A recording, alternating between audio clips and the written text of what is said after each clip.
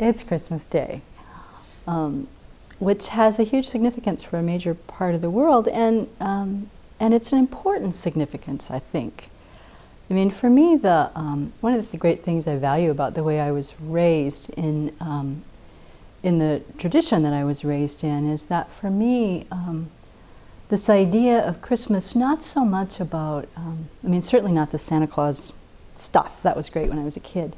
But for me, it always embodies this, the longing human beings have for the light, for salvation, for something. It's like, for me, this quality of Christmas and longing or rejoicing in the Christian sense of someone to come and save, regardless of the belief about the effectiveness of that, it just demonstrates this longing that humans have in every place, in every part of the world, for something greater, for some kind of, some hint that our potential is more than the suffering that we have, and that our potential is more than the afflictions that we have. That's a part of that, and that kind of longing, I think, is so much of what the Buddha's teachings, of course, addresses in a really direct way. How to overcome that suffering, and how to fulfill that hint of the potential that we have. So at Sravasti Abbey, we have a tradition that began, I think this is our 4th year, maybe, of reading Shantideva's Guide to a Bodhisattva's Way of Life, is one translation of that title, in which he outlines in this most beautiful, exquisite way what bodhicitta is, what the potential for all of us is. He outlines something so wonderful to aspire to, and then he tells you exactly how to do it, step by step by step. And so I think back to the first time I actually read this text, I hated it.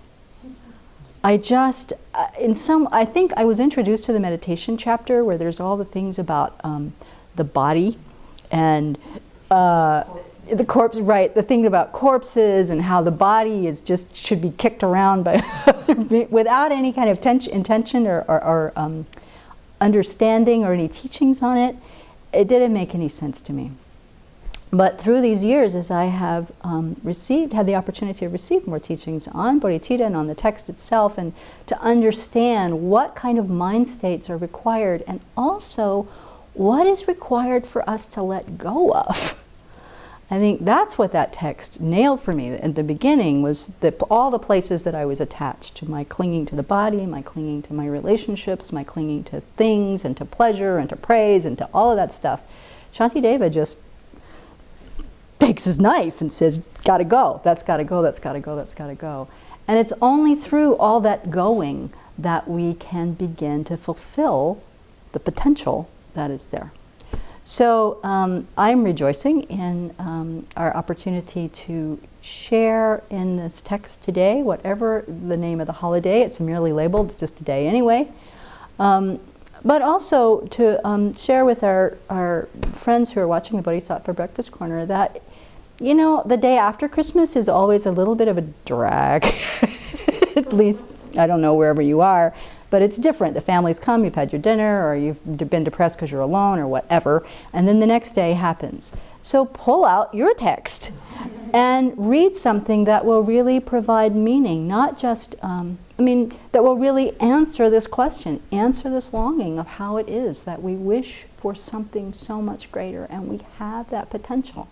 And so Shantideva will guide us, be our navigator, or be our guide, be the star that lights the way, that shows us how we can become fully awakened Buddhas, and how we can, before that, awaken that bodhicitta that cares for lifting every being out of the suffering that we all so long to be free of. So, have a good Christmas.